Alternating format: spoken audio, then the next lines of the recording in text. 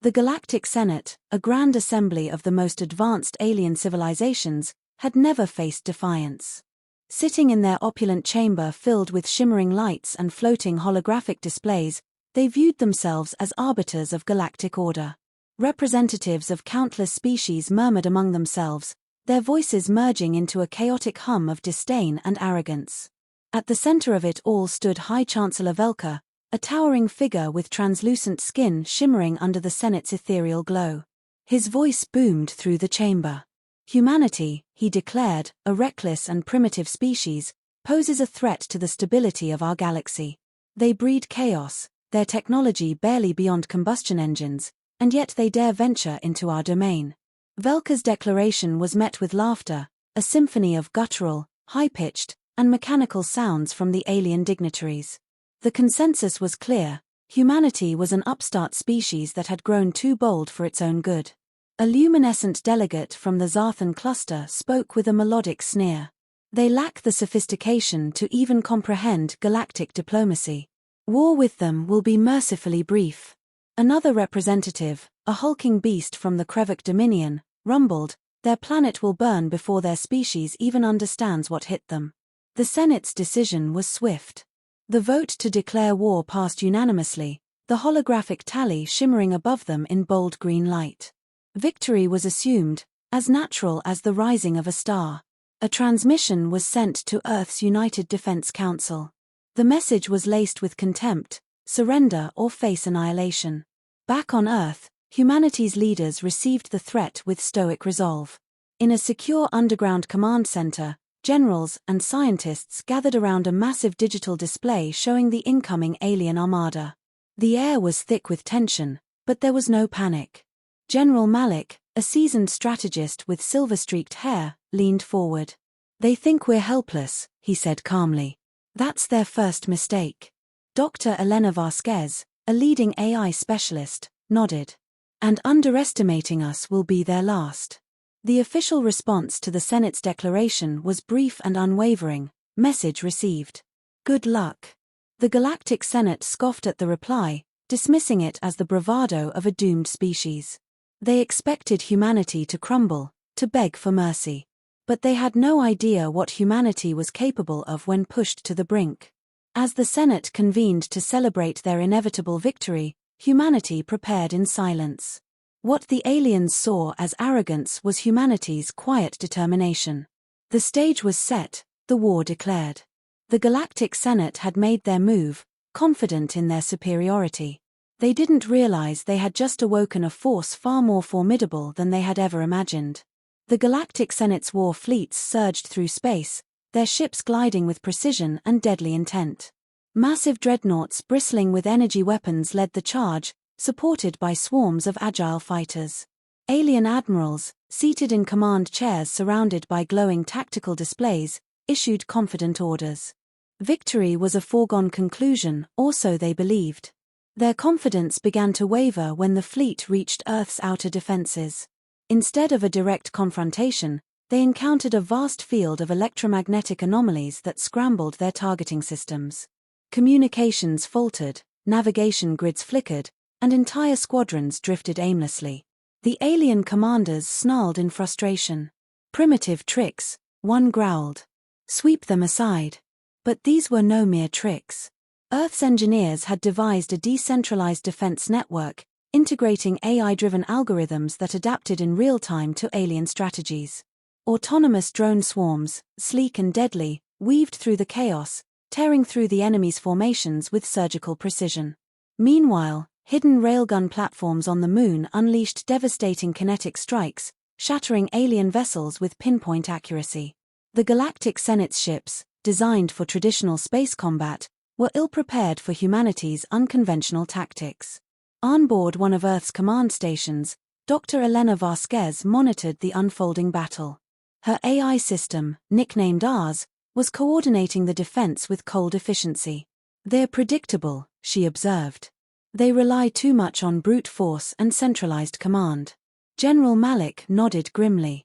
"And that's exactly why they're losing." As the battle raged, humanity demonstrated another unexpected advantage: psychological warfare.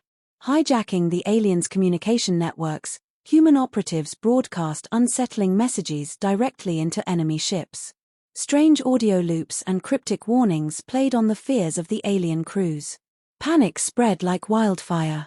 An alien officer trembled as a distorted human voice echoed through the ship's corridors. "You came for war. We came for survival. Guess who's better at it?" Desperation set in among the Galactic Senate's forces. Their commanders issued frantic orders to regroup, but humanity's relentless counterattacks gave them no reprieve.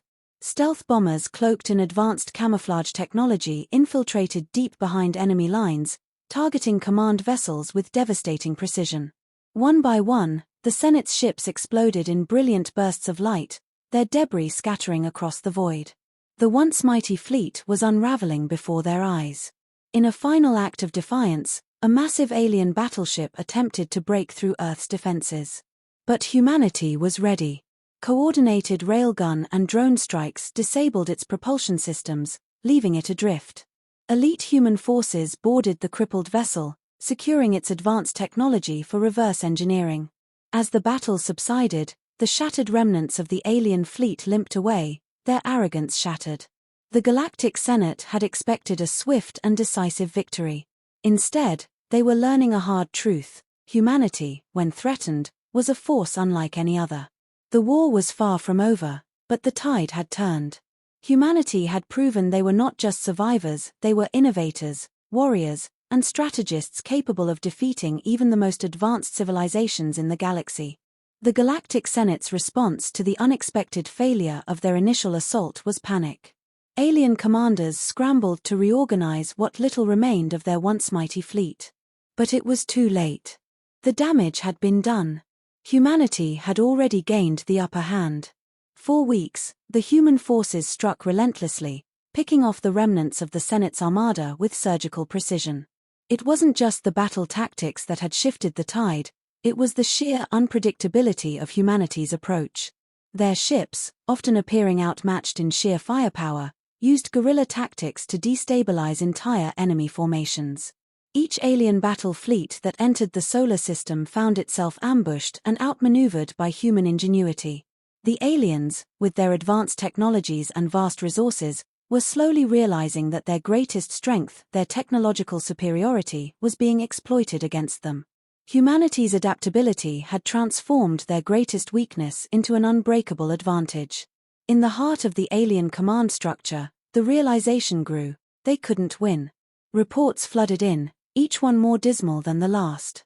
Ships were lost to unpredictable human tactics, others were mysteriously disabled by viruses planted in their AI systems. There was no pattern, no predictability. Every time they tried to mount a counteroffensive, humanity adapted. A shift in strategy was proposed by the remaining alien leadership: retreat. It was an admission of defeat. The once proud Senate, which had believed they could crush humanity in a matter of weeks, now scrambled to preserve what was left of their empire. Yet, in their desperation, they underestimated humanity once more. The humans, having acquired and reverse-engineered the technology of the alien ships, launched a series of targeted strikes on key command ships deep in enemy territory.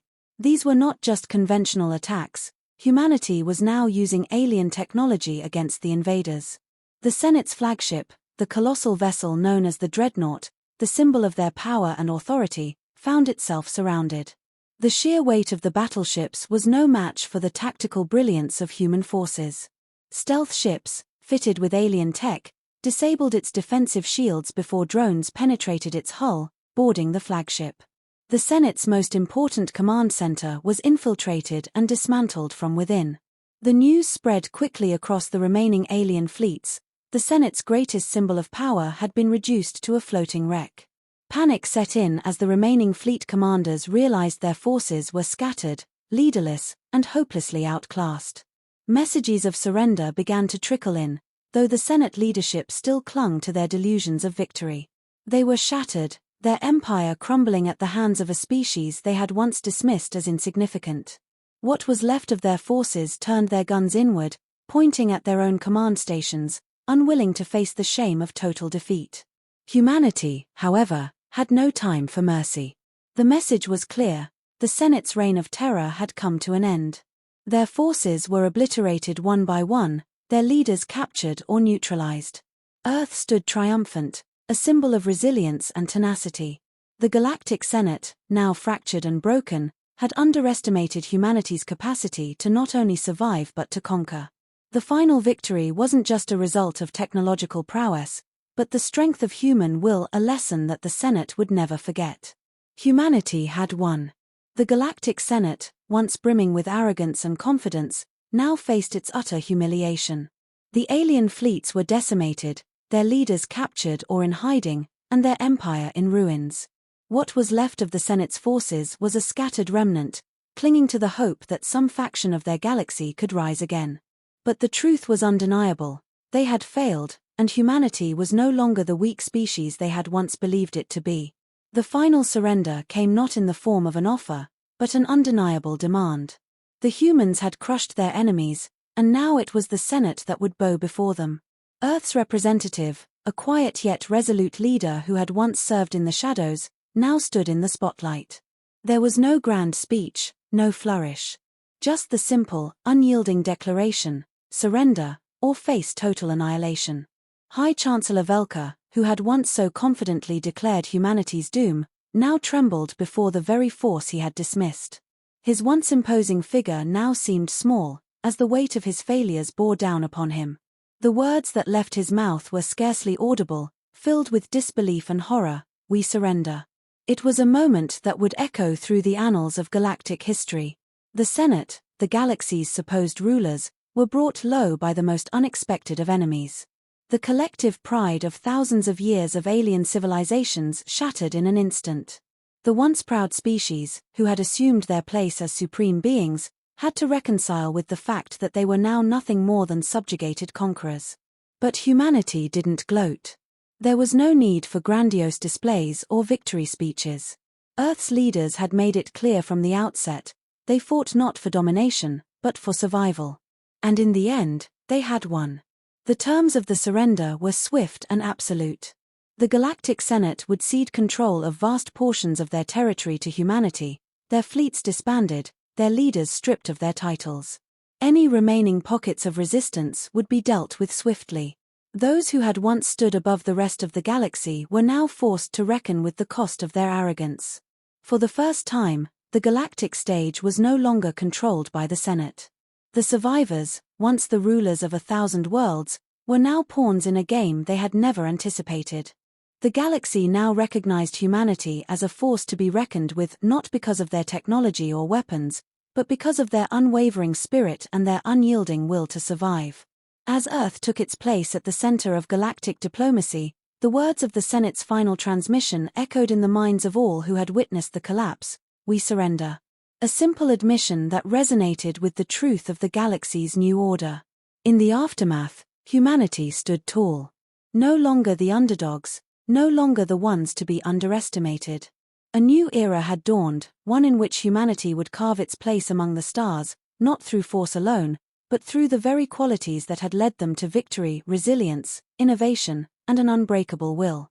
The galaxy had learned, perhaps too late, that humans would never be just another species to conquer. They would be the ones who decided their fate.